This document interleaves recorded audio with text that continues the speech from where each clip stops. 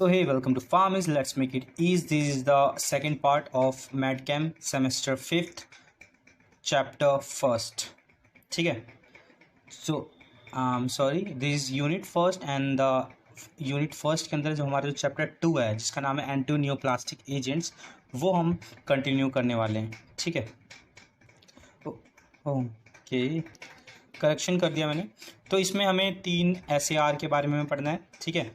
और हमें पढ़ना है कि बेसिकली न्यूप्लास्टिक होता क्या है और उससे हम लोग बच कैसे सकते हैं, लाइक उसके मेडिकामेंट्स क्या है. तो first, and what is anti neoplastic agent, मतलब कैंसर सेल्स क्या होते हैं, एंटी कैंसर सेल्स क्या होते हैं. पहले से पढ़ना पड़ेगा कि हमें कैंसर क्या होता है. कैंसर एक बीमारी है जिसमें जो सेल है वो रैपिडली ग्रो होता रहता है और एक लिमिट होती है. सपोज़ करो एक दिन में हमारा सेल डिवाइड होना चाहिए 2 से 4. ठीक है. सपोज़ ये एक लेमन नंबर है.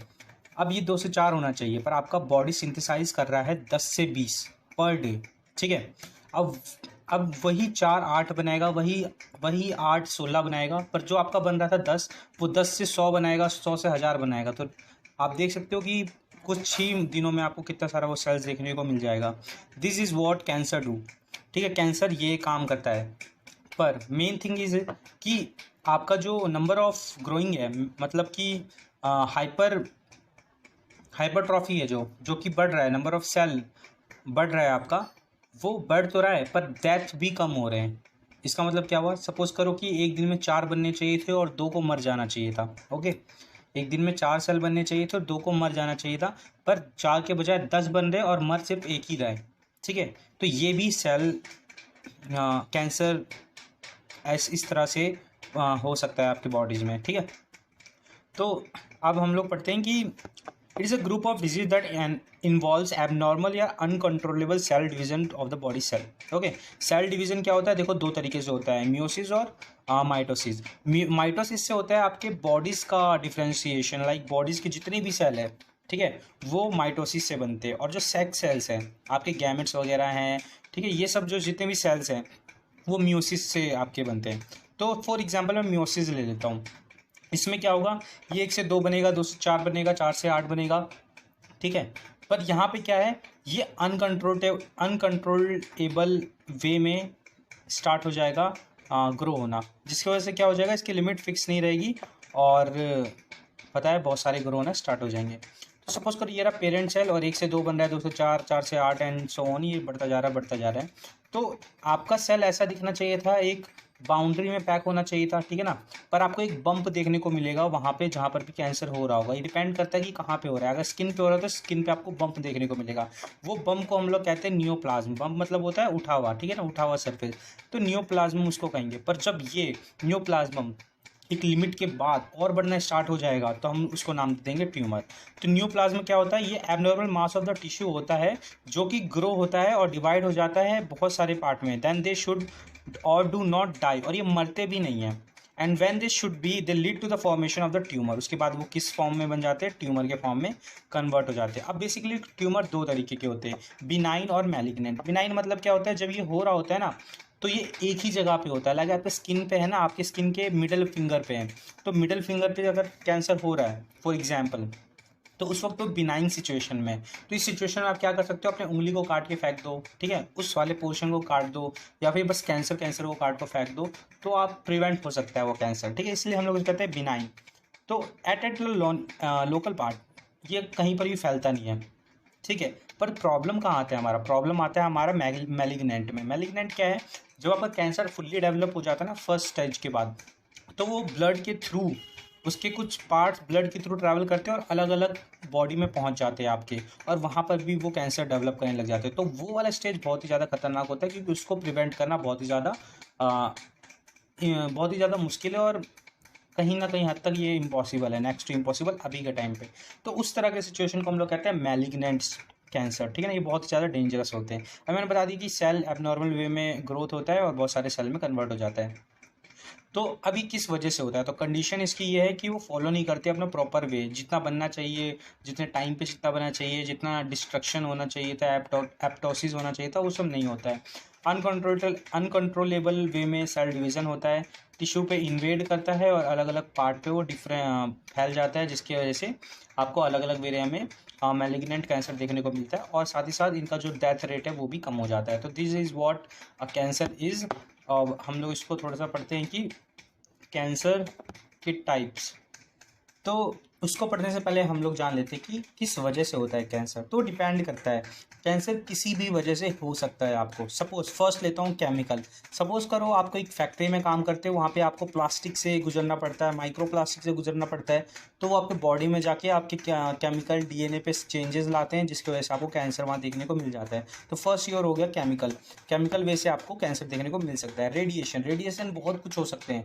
आपके विजिबल रेज के नीचे जितने भी रेज होते हैं उनसे आपको कैंसर हो सकता है। यूवी रेज हो गया, माइक्रोवेव्स तो ठीक हो सकता है, माइक्रोवेव्स इतना बुरा नहीं है, पर आपका गामा रेज हो गया, ठीक है ना, बीटा रेज हो गया, अल्फा रेज हो गया, इन सब से भी आपको कैंसर देखने को मिल सकता है। पर अभी जो फिलहाल हमें दिक्कत है, जो सन से यूवी रेडिएशन आता है, उससे भी हमें कैंसर्स देखने को मिल जाते हैं। साथ ही साथ आपको किससे कैंसर देखने को मिल सकते हैं, आपके एक्सरे से भी कैंसर होने के चांसेस होते हैं आपको, ठीक है ना। और फिर आता है हेरिडिटी क्या होता है, आपको पूर्वज से मिला है ये चीज़, ठीक है ना। अब वो डिपेंड करता है, दो तरह के जीन होते हैं हमारे पास। ऑनको मतलब होता है कैंसर, और कैंसर को सप्रेस करने वाले जीन और कैंसर को स्टिमुलेट करने वाले जीन्स, दो तरह के जीन्स हमारे बॉडी में होते हैं। सप्रेसर जीन कम करते हैं और ऑनको स्टिमुलेट जीन बढ़ाते हैं। तो हेरिडिटी से हमें ये वाला जीन देखने को मिलता है कई बार, ठीक है, जिसकी वजह से हमारे बॉडी में कैंसर होने के चांसेस बढ़ जाते हैं। और जो सप्रेस कर रहे थे उसकी मात्रा कम हो जाती है और जो स्टिमुलेट करते हैं उसकी मात्रा बढ़ जाती है, जिसकी वजह से हमें कैंसर देखने को मिलता है। और ये हेरिडिटरी कंडीशन है, बहुत ही अभी तो रेयर है पर कई सिचुएशन में देखा गया है। फिर आता है डाइट। अगर आपका डाइट प्लान बहुत ख़राब है तो उसके वजह से भी आपको कैंसर देखने को मिल जाता है। सपोज़ करो कि आप एक टोबैको कंज्यूमर हो या फिर सिगरेट्स कंज्यूमर हो या अल्कोहल तो काइंड ऑफ ठीक भी है, ठीक है, वो कुछ और अलग वे में आपको नुकसान पहुंचाता है। बट आपका जो निकोटीन वगैरह है टोबैको में, बहुत ही हैवी मेटल्स होते हैं, वो आपको कैंसर कोजिंग एजेंट्स होते हैं।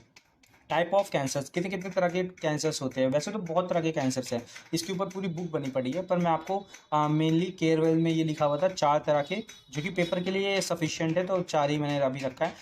फर्स्ट आपका स्किन कैंसर, जब स्किन में होता है उसको हम लोग कहते हैं कार्सिनोमास। क्या कहते हैं, कार्सिनोमास, स्किन कैंसर्स होते हैं।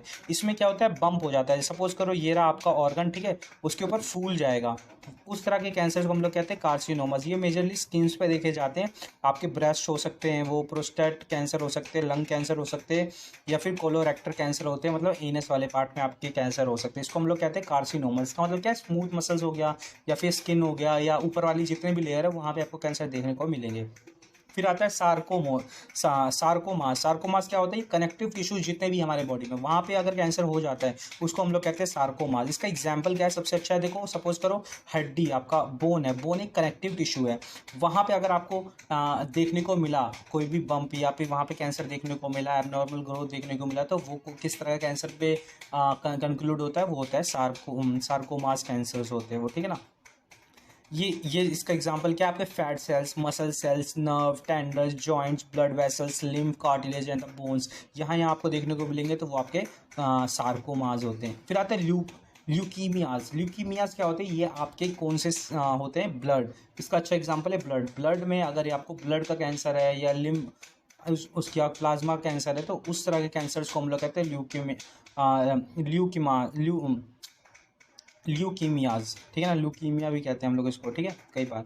फिर क्या आता है लिम्फोमास, अगर आपका लिम्फेटिक टिश्यू में कहीं पर भी कैंसर होता है, ठीक है, जो कि लिम्फेटिक सिस्टम क्या काम करता है, हमें एंड बाहर के इन्वेड जो भी करता है, फाइट करने से मदद करता है, बाहर से कोई भी कीटाणु आ जाएगा हमारे बॉडी में तो उससे लड़ने में मदद करता है। तो ये लिम्फेटिक कैंसर हो जाता है, तो यहाँ पे ये दिक्कत आता है।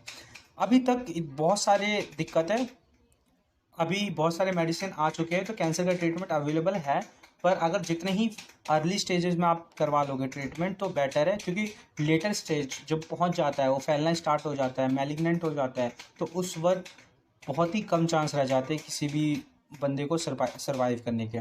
ट्रीटमेंट्स क्या क्या हम लोग कर सकते हैं, सपोज ट्रीटमेंट्स के बहुत सारे हैं। पहले तो अपना लाइफस्टाइल ठीक कर लो, निकोटिन छोड़ दो, टोबैको छोड़ दो, ये सब चीज़ कैंसर कॉजिंग एजेंट्स को आप छोड़ दो। सेकेंड, रेडियोथेरेपी करवाओ। रेडियोथेरेपी में क्या होता है, सपोज करो आपके हाथ में हुआ है तो वो हाथ में रेडिएशन डालेगा और वहाँ के स्किन को जला देगा, ठीक है, तो कैंसर वाले सेल्स जितने भी होंगे उसको जला देगा, उससे आपको कैंसर ठीक हो सकता है। फिर आता है आपका कीमोथेरेपी। कीमोथेरेपी में क्या आता है, आपको यहाँ पे मेडिसिन दिया जाएगा, केमिकल के यूज़ करके आपको ठीक करा जाएगा। इसका एग्जांपल क्या है, एंटी नियोप्लास्टिक एजेंट, इसको ही हम लोग पढ़ने वाले आगे। फिर आपका सर्जरी, एक सर्जन आएगा और वहाँ से कैंसर को पूरा काट के निकाल देगा। सपोज करो फैलोपियन ट्यूब में आपका कैंसर हो रखा है, तो फीमेल के उसी पूरे पार्ट फैलोपियन ट्यूब को पूरा काट के निकाल देगा, जिससे कि आगे कैंसर ग्रो ही ना कर पाए, ठीक है। मैकेनिज्म क्या होता है, मैकेनिज्म मैंने भी बताया।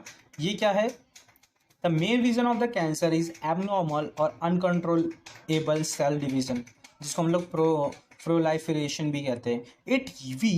इफ़ वी कंट्रोल और स्टॉप द सेल डिवीजन, अगर हम लोग सेल डिवीजन को रोक पाए तो हम लोग कैंसर को भी रोक पाएंगे।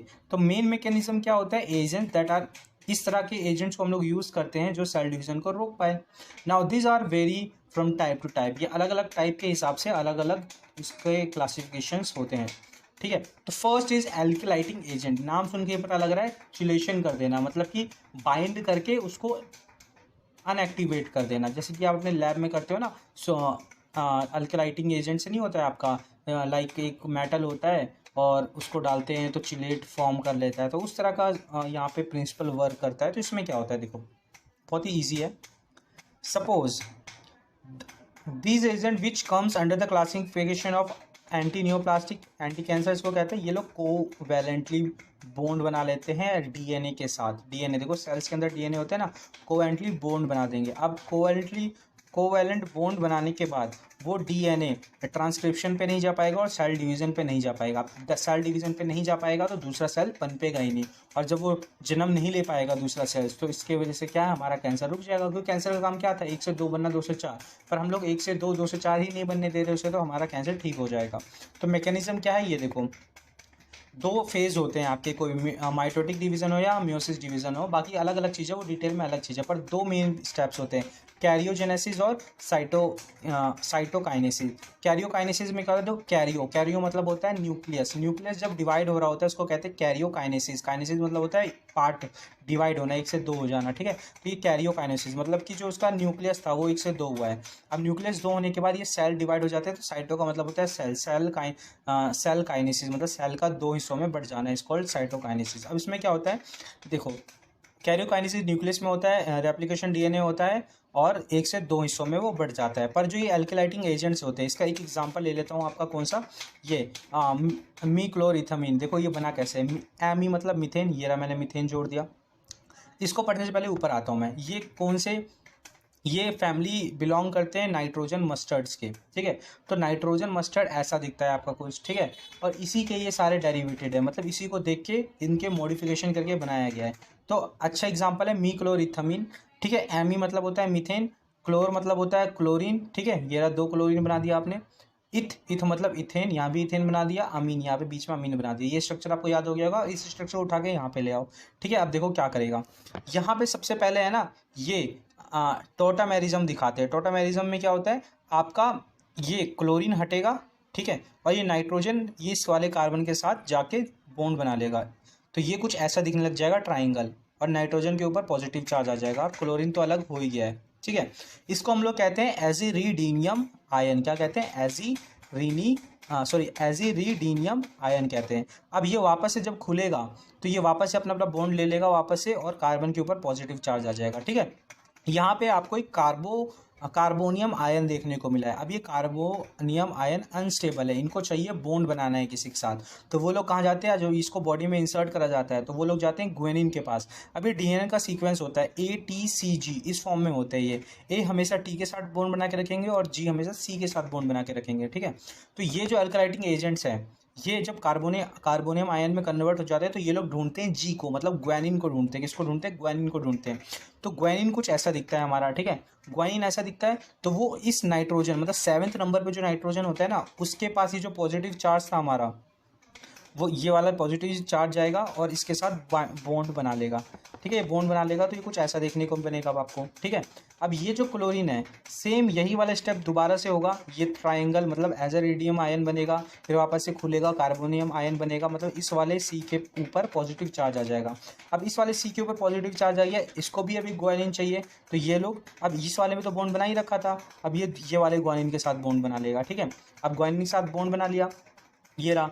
अब इसके वजह से क्या होगा, आपको ये कुछ इस तरह का देखने को मिलेगा, दो ग्वानिन के साथ अपना वाला ड्रग अटैच हो गया है। अब देखो इससे क्या होगा, देखो this result in cross linkage, अब यहाँ पे क्रॉस लिंकेज हो गया है। अब जिसकी वजह से भाई देखो गाड़ी का टायर जो है वो चल रहा है, पर गाड़ी को हम लॉक कर देंगे बाहर से आके, कुछ ऐसा चीज़ बांध देंगे जो टायर का शेप है अब वो सर्कल नहीं रहा, कुछ और शेप में चेंज हो गया, तो अब घूम पाएगा आपका कार, नहीं घूम पाएगा। ऐसे ही डीएनए का जो जैसा स्ट्रक्चर है वैसे ही होना चाहिए, पर हमने ये बॉन्ड बना के क्या करा, उसको थोड़ा सा अलग ही स्ट्रक्चर दे दिया, जिसकी वजह से अब वो वैलिड डीएनए नहीं रहेगा। अब वैलिड डीएनए नहीं रहेगा तो वो ट्रांसक्रिप्शन नहीं कर पाएगा, ट्रांसक्रिप्शन नहीं कर पाएगा तो वो सेल डिवीज़न पे नहीं जाएगा, सेल डिवीज़न पे नहीं जाएगा तो आपका 1 से 2 नहीं बनेगा।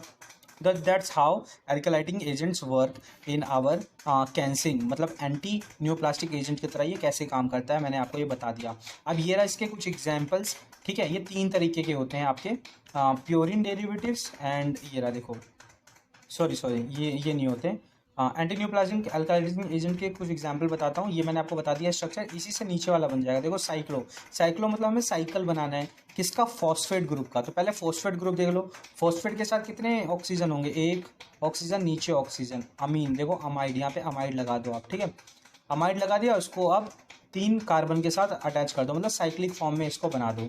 तो इसका मतलब ये है कि जो फॉस्फेट है वो साइक्लिक फॉर्म पे है और बाकी सेम ऊपर वाले की तरह स्ट्रक्चर है इथेनामीन का, ठीक है ना। अब नीचे आता है मिलफलहान, इसका मतलब देखो बहुत ही ज़्यादा इजी है। यहाँ पे मैंने सेम लिखा है ना, इसका मतलब ये है, ये जो दिख रहा है ये पार्ट वो यहाँ पे आपको लिखना नेसेसरी है। अब देखो इसको कैसे याद कर सकते हो आप, मी मतलब क्या है, मी क्लोरिथमीन है, ठीक है। मी मतलब क्या है, मी क्लोरिथमीन मतलब ऊपर वाला पार्ट है मी क्लोरिथमीन। और फलान का मतलब क्या है, ठीक है। यहाँ से देखो ALAN ये दिख रहा है आपको, ALAN का मतलब है एलेनिन, मतलब कि फिनाइल एलानिन। फलान का मतलब क्या है, फिनाइल एलानिन। अब फिनाइल एलानिन आपका कैसा दिखता है मैं आपको अभी ड्रॉ करके बताता हूँ, 1 मिनट। ये हमारा एक अल्फ़ा अमीनो एसिड होता है, ये आपने पढ़ रखा होगा, ये रहा COO और ये रहा पॉजिटिव, मैंने पहले भी करवा रखा है, ठीक है। ये देखो ये याद रखना। अब देखो यहाँ पे COOH दिख रहा है, ये रहा COOH, ठीक है। यहाँ पे कार्बन दिख रहा है, ये रहा कार्बन, ये रहा इसके ऊपर NH, ये रहा NH2, ठीक है। उसके बाद एक कार्बन यहाँ देखने को मिल रहा है, ये रहा कार्बन, फिर ये रहा फिनाइल, ये रहा फिनाइल, ठीक है ना। अब ये वाला अटैच हो गया है नीचे जाके, और किसके साथ अटैच हो गया, मीक्लोरिथमीन के साथ अटैच हो गया है। दैट्स हाउ हम लोग इसको ऐसे याद कर सकते हैं कि मी फलहान का स्ट्रक्चर कैसा होगा, इजी वे में हमने याद कर लिया। अब क्लोर एम ब्यूसिल, इसको हम लोग कैसे याद कर सकते हैं, देखो यहाँ पे Cl है, क्लोर एम ब्यूसिल, ब्यूसिल का मतलब क्या होता है 4, इतना याद रखो, ब्यूटेन होता है 4, ठीक है ना। अब देखो सेम ये रहा इसके तरह सेम है एकदम, ठीक है। बस यहाँ पे कार्बन का नंबर बदल गया है, 1 2 3 4 कार्बन है और COOH लगा दो। या फिर और आप ऐसे कैसे याद कर सकते हो, इसको हटा के कार्बन अटैच कर लो, बहुत इजी है। ब्यूसिल है, ब्यूसिल मतलब 4 कार्बन, इसको ऐसे वे में याद करो, ऐसे वे में याद करो, आपकी मर्जी है। पर जब, हाँ याद रखना, जब आप स्ट्रक्चर बनाओ तो जो कार्बन लिखा है ना मैंने, बस उसमें अपने हाइड्रोजन की वैलेंसी जरूर पूरी कर देना। इसको मैंने अभी इस वे में इसलिए लिखा है ताकि हमें इजीली याद हो जाए, ठीक है, हमें याद हो जाए। पर जब आप पेपर में लिखोगे तो वो गलत कर सकता है, इसलिए आपको पूरा वैलेंसी पूरा करना है, कार्बन के साथ कितने हाइड्रोजन होने चाहिए, इसके साथ कितने हाइड्रोजन होने चाहिए, ठीक है। फिर आता है आपका ब्यूसल्फान। ब्यूसल्फान को याद करने का बहुत ही ईजी तरीका है, 1 कार्बन 1 सल्फर, 4 कार्बन 1 सल्फर, बस इतना याद करना है आपको। अगर आपको ये नहीं याद हो रहा है तो आप इसको देख लो, ये आपको इजीली वे में याद हो जाएगा। This how you can learn busulfan, ठीक है। Now next one is thiotepa. Thiotepa को ऐसे याद कर सकते हो, थायो मतलब क्या होता है, सल्फर। एंड हाउ, अगला अब देखो थायो मतलब होता है सल्फर, और टेपा मतलब इतना ऐसा याद कर लो कि फॉस्फेट ग्रुप अटैच होगा इसके साथ, ठीक है ना। अब देखो फॉस्फेट के साथ 1 सल्फर आपने अटैच कर दिया, बाकी एक इजीली वे में याद होने वाला एजिडियन, ये वाला रिंग है, एजिरीडीनियम रिंग जैसा ये आपको देखने को मिल जाएगा, ठीक है। तो ये आपको बस अटैच कर देना है आपको इसके ऊपर। थायोटाइप आपको इजीली लर्न हो जाएगा, ये बहुत ही ईजी है। अब हम लोग आते हैं कि अब ये है ना, मैंने कॉपी कर रखा है केरल फार्मा से, इसको अब याद करने की आपको बिल्कुल भी ज़रूरत नहीं है, पर अगर ये कंप्लीट नोट्स है तो इसके लिए मैंने अटैच कर दिया। अब इसको देखो, इसका मतलब क्या है। स्ट्रक्चर्स तो आपको याद हो गए, मैकेनिज्म ऑफ एक्शन लेफ्ट में दिया हुआ है आपको, ठीक है। बस आपको यूजेस ही तो याद करना है। यूजेस में आप क्या लिखोगे, कैंसर को ठीक कर रहा है, तो अलग अलग टाइप के कैंसर्स के नाम लिख दो ना, बस सिंपल वे में आपको याद हो गया, ठीक है। बस 3-4 कैंसर्स के नाम याद कर लो, आपके ब्लड कैंसर, ठीक है। तो ये नाइट्रोजन मस्टर्ड के फैमिली से होते हैं, ये भी आप लिख देना। डीएनए को चेंज करते हैं, ग्वानिन के साथ बाइंड करते हैं, मिस पेयरिंग करते हैं, डीएनए का शेप चेंज हो जाता है, उसका वर्क चेंज हो जाता है, वो रेप्लिकेट नहीं कर पाता है और सेल डिवीजन पे नहीं जा पाता है, कैरियोकाइनेसिस नहीं हो पाता है, साइटोकाइनेसिस नहीं हो पाता है, नया सेल नहीं बन पाता है, सेल का डिवीजन नहीं हो पाता है, नया सेल नहीं बन पा सकता है। बस यही चीज़ लिखना है आपको बार बार। कैसे बन सकता है, ये रहा उसका सिंथेसिस यहाँ पे नीचे दे रखा है। ऑक्साइड लोगे, इमिक्लोरिथम, देखो सबसे पहले क्या होता है, बस आप स्ट्रक्चर याद कर लो। स्ट्रक्चर्स के 3 हिस्से कर लो। मैंने कैसे, एक ये हिस्सा कर लिया, एक ये हिस्सा कर लिया, एक ये हिस्सा कर लिया, ठीक है। तो इस वाले हिस्से को यहाँ लिख दो, इस वाले हिस्से को यहाँ लिख दो, इस वाले हिस्से को यहाँ लिख दो, ठीक है। उसके बाद बस नाम लिख दो, उसके लास्ट में OH या KCl कुछ भी ऐसा अटैच कर दो, क्योंकि जब वो जुड़ेंगे तो उनमें से कुछ गायब होगा, है ना। तो HCl गायब होने के लिए, देखो HCl गायब होगा मान लो, तो इसको S दे दो, इसको Cl दे दो, ऐसे ऐसे आप याद कर सकते हो इनको। यूजेस में क्या होगा, 3-4 कैंसर्स के नाम याद कर लो, हॉस्किन डिजीज याद कर लो, मायोसिस याद कर लो, ठीक है ना, टी सेल लिम्फोमा, कार्सिनोमा, आपका और भी था ना, जो भी था वो सब लिख दो आप, सब कुछ, ल्यूकीमियाज, अमाइलोडायोसिस, ये सब एग्जाम्पल आप लिख दो अपने आप, इजी वे में आप याद कर सकते हो। तो ये बस ऐसे ही है, कंप्लीट नोट के पर्पज़ से मैंने लगा रखा है। अब हम लोग करेंगे अपना बहुत ही प्यार सा part, this is called anti metabolites. ये क्या होते हैं, हमारे देखो, हमारे सेल डिवीज़न में अलग अलग कंपोनेंट की बहुत ही ज़्यादा नेसेसरी होती है। फॉर एग्जांपल देखो, हमारे में 3 तरह की चीज़ होते हैं, प्यूरिन, पायरिमिडीन और फॉलिक एसिड होते हैं। यही सब कहीं ना कहीं आपके DNA बनाने में, फॉर्मेशन करने में बहुत ही मदद करते हैं। ये रहा आपके DNA के पार्ट्स हो गए, यही चीज़ DNA को बनाने में मदद करते हैं। अब क्या हो, अगर हम लोग प्योरिन को ढकने के लिए, मतलब प्योरिन, मैं नहीं चाहता कि प्योरिन हमारा काम करे हमारे बॉडी में, तो मैं ऐसे एजेंट्स को हमारे बॉडी में भेज दूंगा जो प्योरिन जैसे दिखते होंगे, ठीक है, पर उनको काम नहीं आता है, तो वो दिखते हैं, तो सेल को लगेगा हमारे बॉडी में बहुत सारा प्योरिन ऑलरेडी प्रेजेंट है, तो हमारा बॉडी प्योरिन नहीं बनाएगा, ना ही भेजेगा उनके पास। पर हमारे वाले प्योरिन को तो काम करना ही नहीं आता है, तो काम करना नहीं आता है तो कैंसर नहीं जनरेट कर पाएगा, ठीक है। ऐसी पायरिमिडीन के साथ है, ऐसी फॉलिक एसिड के साथ है। अब देखो, प्यूरिन 3 तरह के हमने ड्रग यहाँ पे बना रखे हैं, मरकैप्टोप्यूरिन, थायोग्यानिन और एजाथायोप्राइन। ये नाम आपको याद करना पड़ेगा, स्ट्रक्चर मेरा काम है याद करवाना, ठीक है। अब देखो, ये एक क्या कहते हैं, टिपिकल स्ट्रक्चर है प्यूरिन का, ठीक है। ये रहा प्यूरिन का टिपिकल स्ट्रक्चर है, बस ये याद कर लो आप, ठीक है ना। 6 मेंबर रिंग और 5 मेंबर रिंग का, 2 N के साथ और ऊपर SH, ठीक है। मरकैप्टोप्यूरिन याद हो गया। थायोग्यानिन कैसे याद कर सकते हो, देखो सेम स्ट्रक्चर बना दो यहाँ पे, ठीक है। बस ये है ना, ये इनके बीच में आपको खाली दिख रहा है ये स्पेस, यहाँ पे NH2 जोड़ दो, थायोग्यानिन बन गया। अब देखो अज़ाथायोप्राइन, ये भी तो प्योरिन है, देखो सेम बना दो, ये रहा पूरा सेम बन गया, ठीक है। बस आपको ये वाला, यही चीज़ वापस से बनाना है यहाँ पे, यही चीज़ वापस से बनाना है आपको, और NO2 बस आपको याद करना है, NO2, ठीक है। बाकी कार्बन तो याद कर ही सकते हो आप, नहीं भी लिखोगे, कई बार ऐसा होता है कि ये लिखना भूल गए तो कोई दिक्कत वाली बात नहीं है, तब भी गलत नहीं माना जाएगा। NO2 आप याद कर लो, यही वाला चीज़ ऊपर बना दो, ठीक है ना। ये बन गया आपका अज़ाथायोप्रिन। अब थायोग्यानिन कैसे बनेगा, देखो थायोग्यानिन, सॉरी, पायरिमिडीन की तरफ अब आओ। पायरिमिडीन का स्ट्रक्चर होता है कुछ ऐसा, ठीक है, ये NO ये वाला स्ट्रक्चर होता है बेंजीन में, ठीक है। पर ये है उसके देख एनालॉग, मतलब कि उसकी तरह दिखने वाले ड्रग, तो फ्लोरोयूरेसिल, बस F लगा दो, फ्लोरोयूरेसिल, ठीक है। अब पायरिमिडीन अगला क्या है, फ्लॉक्स यूरिडिन। अब ये कैसे याद कर सकते हो, देखो भाई, यूरिडिन का स्ट्रक्चर ये होता है, इसको हम लोग फ्यूरेसिल कहते हैं, क्या कहते हैं, फ्यूरेसिल। तो यहाँ पे फ्लो का मतलब क्या है, फ्यूरेसिल है, याद रख लेना। फ्यूरेसिल में बस एक OH होता है, ये शुगर मॉलिक्यूल्स होते हैं, पर यहाँ पे OH होता है, ठीक है ना। बस सेम स्ट्रक्चर यहाँ बना दो आप, ये रहा, देखो ये वाला ऑक्सीजन, ये रहा, ये वाला, ये रहा, ये वाला, ये रहा, ये वाला, ये रहा, ठीक है। फ्लॉक्स मतलब फ्लोरो, सेम वाला ये स्ट्रक्चर बन गया, बस यहाँ पे फ्यूरेसिल अटैच कर दो, ये आपका फ्लॉक्स यूरिडिन बन गया। सीटारैबिन कैसे बनेगा, देखो इसी के ही तरह है, ये भी सेम है, ठीक है। बस यहाँ पे OH और अटैच कर दो, इतना समझ में आ गया। और यहाँ पे फ्लोरीन की जगह पे NH2 जोड़ दो, ठीक है। इसमें आपको क्या याद करना है, ये यहाँ पे OH जोड़ना है, यहाँ पे NH2 जोड़ना है, ये आपका तैयार हो गया सीटारैबिन। अब मीथोट्रेक्सेट कैसे याद कर सकते हो, देखो भाई ये और भी ज़्यादा ईजी है, अगर आप याद करना चाहो तो। इसको मैं जूम इन कर लेता हूँ ताकि इजी वे में याद हो जाए।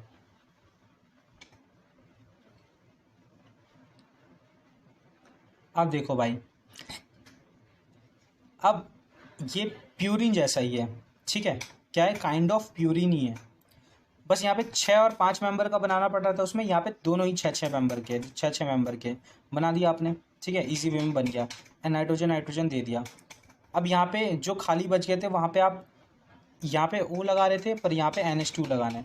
इतना याद करो, ये तो आपको याद हो जाएगा, ठीक है। ये कैसे याद करेंगे अब मिथोट्रेक्सेट में, ये फॉलिक एसिड डेरिवेटिव है ये, ठीक है, फॉलिक एसिड डेरिवेटिव है ये, CN, ठीक है, बेंजीन, ठीक है। ऐसे मैंने कैसे याद करा है, CN बड़ा O मतलब मैं बेंजीन को कहता हूँ, CN बड़ा O, फिर वापस से CN, उसके बाद बेंजीन के ही तरह दिखने वाला है स्ट्रक्चर, ये याद हो गया। अब देखो इसको कंप्लीट कैसे करोगे, C के पास कुछ नहीं है, इसके C के पास O है, N के ऊपर कुछ नहीं है, यहाँ पे N के ऊपर C है, N के ऊपर H है। मतलब ऐसे मैंने याद कर रखा है, मेरे दिमाग में कहीं ना कहीं ये स्टोर हो चुका है, पर मैं ये बना दूंगा, ठीक है। या फिर ऐसे याद कर सकते हो, CNC बिस्किट, ऐसे याद कर सकते हो। फिर बेंजीन मतलब बैन को दिया, CNC बिस्किट बैन को दिया, ठीक है। फिर CON खाया हमने, कोन खाया, आइसक्रीम का कोन खाया, ऐसे भी याद कर सकते हो। CNC बिस्किट हमने बैन को दे दिया और हमने CON वाला आइसक्रीम खा लिया, ऐसे भी याद कर सकते हो, ठीक है। फिर उसके बाद ये तो बच गया, इसमें ज़्यादा कुछ नहीं, इथेन है, methane ethane COOH, methane ethane COOH, मतलब इथेनोइक एसिड 2 बार अटैच कर दो यहाँ पे, ठीक है ना। CNC वाला बिस्किट बैन को दे दिया और कोन खाया हमने इथेनोइक के साथ, ठीक है ना। बस ऐसे याद कर सकते हो आप, इसको रटना तो पड़ेगा ही आपको, ठीक है। पर जब इसको 4 5 बार बना लोगे ना, ईजिली याद हो जाएगा। अब प्यूरिन क्या काम करते हैं, देखो इनके अलग अलग काम होते हैं, क्योंकि अलग अलग डेरिवेटिव्स है ना ये। अब मैं बताता हूँ ये काम कैसे करते हैं, बहुत ही ईजी वे में बताता हूँ। सपोज करो जो प्यूरिन है वो कैसे काम करते हैं, ठीक है। प्यूरिन को काम करने के लिए क्या चाहिए भाई, देखो प्यूरिन क्या करता है, हमारे बॉडी में है ना 2 चीज़ बन रहे होते हैं, एडेनिन और ग्वानिन, ये बन रहे होते हैं। अब ये बनाता कौन है, IMP, इन आयोनिसिन मोनोफॉस्फेट बनाता है, ठीक है। ये इन दोनों में बदलता है। पर इनको काम करने के लिए देखो क्या चाहिए। अब हमने बॉडी क्या खाया, हमने प्यूरिन डेरिवेटिव एनालॉग खाया। जैसे सपोज करो मरकैप्टोप्यूरिन खाया हमने, मरकैप्टोप्यूरिन हमारे बॉडी में जाएगा, वो किस में बदल जाएगा, MP मतलब होता है मरकैप्टोप्यूरिन। वो एक एंजाइम होता है हमारे बॉडी में, HGPRT, हाइपोजेंथिन ग्वेनिन फॉस्फोराइबोजाइल ट्रांसफरेज। ये MP को कन्वर्ट कर देगा 6-MP मोनोफॉस्फेट में कन्वर्ट कर देगा, ये रहा मोनो न्यूक्लियोटाइड, राइबो न्यूक्लियोटाइड में कन्वर्ट कर देगा, 6-MP को कहते हैं। अब ये है ना, ये जाएगा कहाँ पे, यहाँ पे, और इस वाले पाथवे को ब्लॉक कर देगा, IMP को अब एडेनिन और ग्वानिन में बदलने नहीं देगा। ये प्यूरिन ऐसे काम करता है, ठीक है। अब उसकी कुछ एग्जांपल्स देख लेते हैं हम लोग। पहला सबसे एग्जांपल क्या है हमारा, मरकैप्टोप्यूरिन। मैंने बनाना सिखा दिया आपको मरकैप्टोप्यूरिन। यहाँ पे आपको बस मैकेनिज्म ऑफ एक्शन दिखना है, ऊपर मैंने मैकेनिज्म ऑफ एक्शन भी लिखवा दिया है, उसको same as it is follow करना है। आप देखो यूजेस क्या है, एक्यूट मोनोसाइटिक ल्यूकीमिया, मतलब किसी भी कैंसर का नाम लिख दो, उसी को ठीक कर रहा होगा। सिंथेसिस आपको खुद पढ़ना पड़ेगा, एक सिंथेसिस के लिए एक अलग से नोटबुक बना लो, क्योंकि स्ट्रक्चर और सिंथेसिस के लिए अलग से नोटबुक बना लो। सार तो आपको कैसे ना कैसे करके याद हो जाएगा, पर सिंथेसिस के लिए आप अपना स्ट्रक्चर बना लो। फिर आता है थायोग्वानिन। अब देखो थायोग्वानिन भी बता दिया, सिंपल सा यूज लिख दोगे, मैकेनिज्म ऑफ एक्शन लिख दोगे। अच्छा थायोग्वानिन सेम चीज़ है और एक ही जैसा काम कर रहा होगा, ठीक है। फिर आता है पायरिडिन एनालॉग। ये क्या काम करते हैं भाई आपके, ये आपके क्या काम करते हैं, ये देखो एक हमारा पाथवे होता है DUMP, ये कन्वर्ट हो जाता है DTMP। DUMP का मतलब क्या है, डीऑक्सी यूरिडिन मोनोफॉस्फेट, ये कन्वर्ट हो जाता है आपका डीऑक्सी थाइमिडिन मोनोफॉस्फेट, किसके प्रेजेंस में, थाइमिडेट सिंथेज। अब इसको कैसे याद कर सकते हो, देखो क्या बना रहा है, डंप होता है ना, डंप मतलब होता है फेंकना, डंप बन जाएगा TMP पे। जैसे GTP पे ही तो कन्वर्ट होता था, T आता था हमारा हमेशा, ठीक है। तो UMP एक्चुअल में होता है, UMP किस में कन्वर्ट हो जाता है, TMP पे, ओके। अब क्या बन रहा है, थाइमिडिन। अब थाइमिडिन को बनाने के लिए थाइमिडिन सिंथेसिस तो चाहिए होगा, ठीक है, ऐसे याद कर लो। अब ये क्या करेगा, ये हमारे DNA के बनने में मदद करेगा, ठीक है। पर ये जो ड्रग हम जब लेंगे तो ये कहाँ जाएगा, ये यहाँ जाएगा, इस वाले एंजाइम पे इनहिबिट कर देगा। ये बंद हो जाएगा तो ये पाथवे ब्लॉक हो जाएगा, ये पाथवे ब्लॉक हो जाएगा, थायमिडिन नहीं बनेगा, थायमिडिन नहीं बनेगा तो डीएनए नहीं होगा। बस that's how it will work. और बाकी synthesis uses mechanism of action आप नीचे देख सकते हो, किसी भी कैंसर का नाम लिख देना आप, हॉस्किन डिजीजेज ये सब, ठीक है। फिर लास्ट आपका बचता है मिथोट्रेक्सेट। ये मेरा बेस्ट ड्रग आज, क्योंकि मैंने सबसे पहले दुकान में गया था ना जब सीखने के लिए, तो सबसे पहला ड्रग मुझे ये देखने को मिला था कैंसर का। तो दैट्स हाउ मुझे एक ही बारे में ये याद है अब तक। अब देखो ये कैसे काम करता है। फॉलिक एसिड हमें पता है हमारे बॉडी, प्रेग्नेंट वूमेन को भी दिया जाता है फॉलिक एसिड का टैबलेट। ये हमारे बॉडी में जाता है और THF में कन्वर्ट हो जाता है, मतलब ये टेट्राहाइड्रो 4 हाइड्रोजन फॉलिक एसिड में कन्वर्ट हो जाता है। किसके प्रेजेंस में, डाईहाइड्रोफोलेट रिडक्टेज के प्रेजेंस में, ठीक है ना, DHFR, ठीक है, DHFR के प्रेजेंट में ये रिड्यूस हो जाता है, ठीक है ना, ये DHF रिड्यूस कर देता है इसको और THF बना देता है। ये हमारे बाकी चीज़ों के बनाने के लिए बहुत ही ज़्यादा इंपॉर्टेंट है, प्यूरिन बनाने के लिए, थायमिडिन बनाने के लिए, अमाइनो एसिड बनाने के लिए, ये सब बहुत ही ज़्यादा इंपॉर्टेंट है। तो फीमेल लेडी है ना, बेबी के अंदर ये सब कुछ बन रहा होता है, तो इसलिए हम फीमेल बॉडी के अंदर काफ़ी ज़्यादा कमी आ जाती है, इसलिए हम लोग फॉलिक एसिड अलग से प्रिस्क्राइब करा जाता है RMP के द्वारा। अब देखो जब हम लोग क्या करेंगे, हम मेथोट्रेक्सेट लेंगे तो वो क्या करेगा, ये एक एनालॉग है, ये जाके इस वाले एंजाइम्स को इनहिबिट कर देगा, ये नहीं बनेगा तो ये नहीं बनेगा, ये नहीं बनेगा तो ये नहीं बनेगा, ये नहीं बनेगा तो ये नहीं बनेगा, और हमारा सेल डिवीजन नहीं होगा। मेथोट्रेक्सेट का एग्जांपल मैंने आपको बता दिया था। हमने क्या करा, CNC बिस्किट खा के, ठीक है, बैन को दिया और हमने कोन लिया, ठीक है ना, मतलब CNC बिस्किट बैन को दे दिया, हमने कोन लिया, कोन लेने के बाद हमने क्या करा, हमने इथेनोइक एसिड के साथ बैठ के खाया, तो ये रहा COOH ऐसे याद कर सकते हो। ये रहा, उसको बनाते कैसे हैं, ये इंडस्ट्रियल वे में नीचे मैंने दे रखा है, वहाँ से आप देख सकते हो, ये केयरवेल फार्मेसी मैंने उठा रखा है बेसिकली, ठीक है। इसको बनाने का तरीका ये आप देख सकते हो। अब हम लोग आते हैं एंटीबायोटिक कैसे काम करता है। देखो एंटीबायोटिक क्या करता है, ज़्यादा कुछ नहीं करता है, वो DNA के साथ कहीं पर भी गैप उसको दिखा ना, वो वहाँ पे जाके बैठ जाएगा।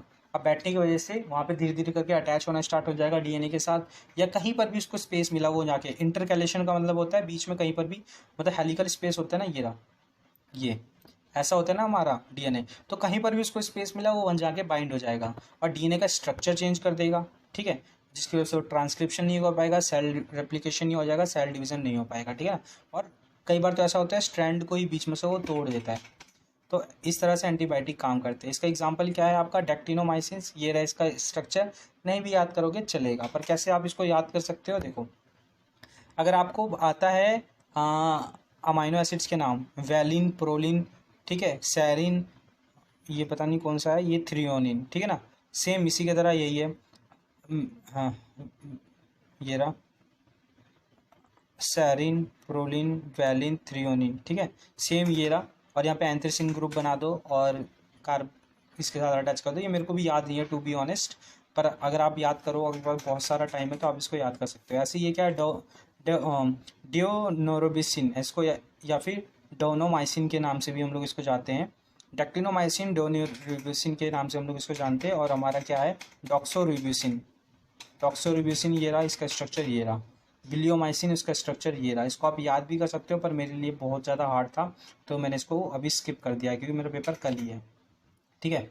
अब देखो, अब मैं आपको दिखाता हूँ कि प्लांट प्रोडक्ट क्या करते हैं, ठीक है ना। ये जैसे विनक्रिस्टिन हो गया, विनब्लास्टिन हो गया, ठीक है, ये सब स्ट्रक्चर क्या कहते हैं, टोपोसाइड हो गया, तो ये सब क्या करते हैं बेसिकली, ये देखो क्या करते हैं, विनक्रिस्टिन या विनब्लास्टिन है, कुछ भी हो, ये आपके अंदर जाएंगे, ठीक है, बॉडी के अंदर, और यहाँ पे तो दे नहीं रखा है वैसे, देखो ये क्या करता है, यहाँ पे ना ट्यूब्यूलिन होता है, ठीक है, ट्यूब्यूलिन ही है मेन चीज़। हमारी बॉडी में ट्यूब्यूलिन बनता है, उसके बाद माइक्रो फिलामेंट्स बन जाता है, क्या बनता है, ये माइक्रो फिलामेंट्स बन जाता है, और ये माइक्रो फिलामेंट्स हमारे स्पिंडल फाइबर बनाते हैं, काइनेटोकोर करवाते हैं, वो अलग अलग चीज़ है, ठीक है, मतलब सेल डिवीजन करने में मदद करते हैं। पर ये जो प्लांट प्रोडक्ट है यहीं पे जाके इसका स्ट्रक्चर बंद कर देते हैं और इसको आगे बढ़ने भी नहीं देते, जिसकी वजह से क्या होता है, माइक्रो फिलामेंट्स वगैरह नहीं बनता है, और माइक्रो ट्यूब्यूलिन नहीं बनता है, और हमारा सेल डिवीजन देखने को नहीं मिलता, क्योंकि स्पिंडल फाइबर नहीं बनता है, काइनेटोकोर नहीं फॉर्मेशन होता है, सेल डिवीजन नहीं होता है, स्पिंडल फाइबर डिवीजन नहीं होता है, तो ये सब नहीं होता है, तो हमारा सेल डिवीजन रुक जाता है। ये आपने बायोलॉजी में आपने 12th क्लास में या 11th क्लास में जरूर पढ़ा होगा। विनग्रास्टिन विनब्लास्टिन ऐसे ही काम करते हैं। इसका स्ट्रक्चर याद करना बहुत ही ज़्यादा ईजी है, अगर आपने फार्माकोगनोसी पढ़ रखा है वहाँ पर भी मैंने इसको करवा रखा है मिनोमिनिक के साथ। बाकी अब यहाँ पे देखो इसको कैसे याद करोगे। मेन चीज़ आपको है कि इंडोल ग्रुप बनाना ही बनाना है। एग्जामिनर को भी ये नहीं याद होगा 100%। इंडोल ग्रुप बना देना 2, ठीक है। इतना याद करो। विन ब्लास्टिन में जो है वो OCH3 होता है आर की जगह पे, और विन क्रिस्टिन में वहाँ पे बस CH3 होता है। इतना याद कर लेना, ठीक है ना। अब देखो अब इसका सिंपल स्ट्रक्चर कैसे याद करोगे। ये रहा इंडोल ग्रुप, ठीक है। यहाँ पे क्या करना पड़ेगा आपको, benzene 5 member ring 5 member ring, benzene 5 member ring 5 member ring, ये बनाना पड़ेगा आपको, ठीक है। ये आपने जब बना दोगे तो ये वाला इसमें नहीं है बस, ठीक है, ये वाला नहीं है यहाँ पे लाइन। आप देखो क्या करोगे, यहाँ पे OH जोड़ दो, ठीक है। यहाँ पर भी आप OH जोड़ सकते हो, नहीं भी जोड़ोगे तो चलेगा। यहाँ पे 2 कार्बन है, यहाँ पे भी 2 कार्बन है, यहाँ पे OR है, यहाँ पे COR है। बस इतना ही याद करना है आपको, और कुछ भी याद नहीं करना है। बस इतना लिख के या इतना बना के आ जाओगे तो वो भी विनग्रास्टिन ही बन जाएगा। इटोपोसाइड मेरे लिए हार्ड था तो इसलिए मैंने इसको नहीं कभी याद नहीं करा। फिर मिसलिनियस देखो क्या काम करता है। मिसलिनियस जैसे सिस्प्लेटिन ये सब चिलेटिंग एजेंट्स है, वहाँ पे जाके वो चिलेट बना लेते हैं और उनको हैवी मेटल की तरह ट्रीट करते हैं और आपके कैंसर सेल्स को वहाँ पे डिसेबल कर देते हैं, ठीक है। मेन काम इसका ये था। अब देखो कि इसका स्ट्रक्चर देखने को कैसा मिलता है आपको। ये रहा सिस्प्लेटिन क्या है, मिथोमायोटिन भी नहीं है इसमें, ठीक है, अटैच कर दूंगा मैं अभी। ये रहा प्लेटिन, और सिस मतलब कि क्लोरीन सिस में जोड़ दो आप, और NH3 जोड़ दो, ऐसे ही बना सकते हो आप सिस प्लेटिन। फिर हमारा लास्ट है मीटोटोन देखो सेम उसकी ही तरह है। मैं यहाँ पे आपको बिल्कुल समझ में नहीं आ रहा होगा, पर मैं आपको राइट में बना के दिखाता हूँ। ये बहुत ही ईजी वे में बना के दिखाता हूँ आपको मैं अभी, ठीक है। पिछला वाला स्ट्रक्चर गलत था, मुझे डाउट हो रहा था, इसलिए मैंने यहाँ पे चेंज कर दिया। देखो इसमें क्या है, दो क्लोरीन है, ठीक है। मैंने ये 2 क्लोरीन ले लिया, ठीक है। ये रहा सेम ऊपर वाले की तरह ही है, बस यहाँ पे PT की जगह पे 2 क्लोरीन ले लिया प्लेटिनियम की जगह पे, ठीक है। सिस फॉर्म में बना दो Cl देखो ऊपर वाले की तरह एकदम काइंड ऑफ, ये पूरा स्ट्रक्चर सेम हो गया। अब राइट में जो है ना उसमें हमें बनाना है बेंजीन, फिर यहाँ पर भी बनाना है बेंजीन, और यहाँ पे एक Cl और यहाँ पे Cl जोड़ देना है। That's how it you can make it very in a very simple way. तो आप इसको ऐसे याद कर सकते हो। बाकी आपको पता है कि किस लिए यूज़ होगा। एड्रिनल कॉर्टेक्स को सप्रेस करता है, वहाँ पे जितने भी हार्मोन्स वगैरह है उसको रेगुलेट करने पे मदद करता है, मतलब कम कर देता है रेगुलेशन। और ट्यूमर या फिर कसिंग सिंड्रोम्स में इसको यूज़ करा जाता है, ठीक है, जिसमें मास बॉडी वेट ये सब बहुत कम हो जाता है। तो that was the end of this unit. Thank you for watching, have a nice day, bye bye.